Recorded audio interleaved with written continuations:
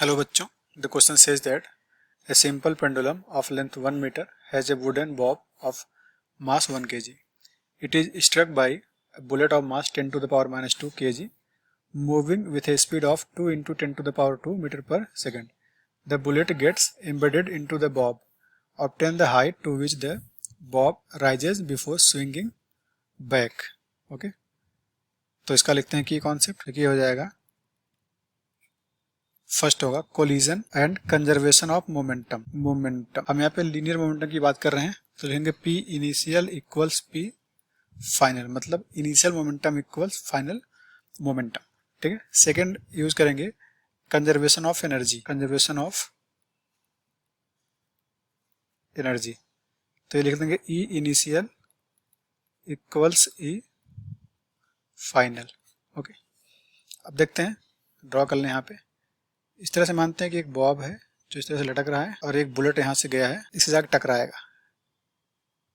हम मान लेते हैं कि टकराने के जस्ट बाद बुलेट इसके अंदर घुस गया है और सिचुएशन कुछ इस तरह से हो गई है। दोनों मानते हैं कि v की वेलोसिटी से चलना शुरू कर दिए हैं।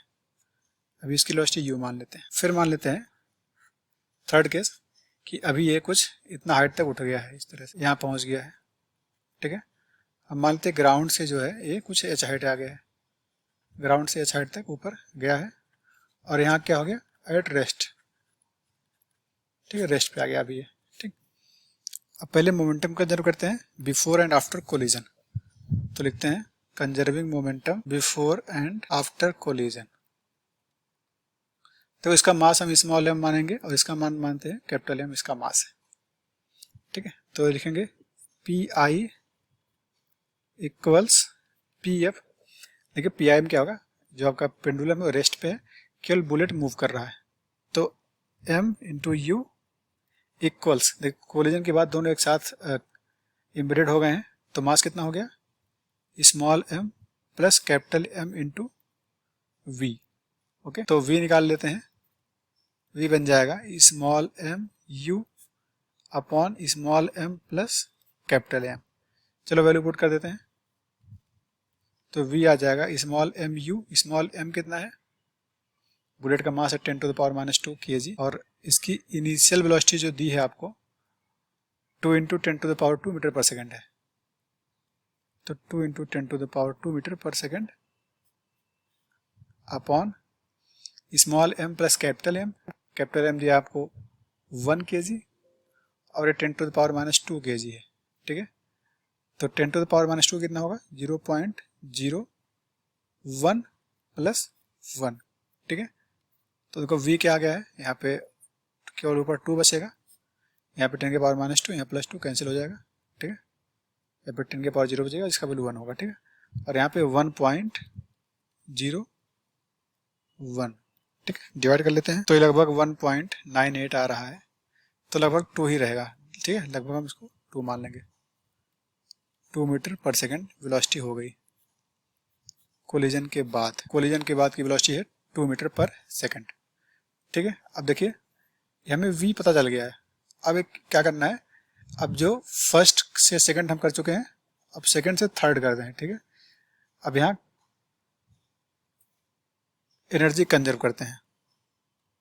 लिखते हैं now from law of energy conservation. देखिए E initial equals E final. हम इसी लेवल को, जो ये लेवल है अभी जहाँ पेंडुलम लटक रहा है, इसको मानते हैं जहाँ पे पोटेंशियल एनर्जी 0 मान लेते हैं, ये अपना रेफरेंस पॉइंट है। ठीक है, तो ऊपर कितना होगा mgh, तो लिखते हैं ई आई क्या है, u initial plus k initial equals u final plus k final. u initial कितना 0 माना हमने और k इनिशियल क्या हो जाएगा, half times small m plus capital M into v square equals u final कितना होगा, mgh। Basically small m plus capital M दोनों होगा। ठीक है, क्योंकि दोनों एक ही साथ चल रहे हैं, तो लिख देते हैं small m plus capital M into g into h। तो देखिए ये वाला चीज़ कैंसिल हो जाएगा। हमसे हाइट पूछा है केवल, तो बचा है हाफ। v हमें पता है, v है 2 का स्क्वायर, 2 स्क्वायर इक्वल्स g को 10 लेते हैं और h तो h रहेगा ही, ठीक है। यहाँ 2 टू जा 4 हो गया, तो h कितना आ गया है, 2 टू जा 4, 4 को 2 से डिवाइड कर देंगे तो 2 आएगा, 2/10, तो h आ गया है 0.2 मीटर, 0.2 मीटर, ठीक है। हमसे पूछा क्या था कि कितना हाइट तक जाएगा, so the final answer is 0.2 metre. Hope you understood it well, all the best.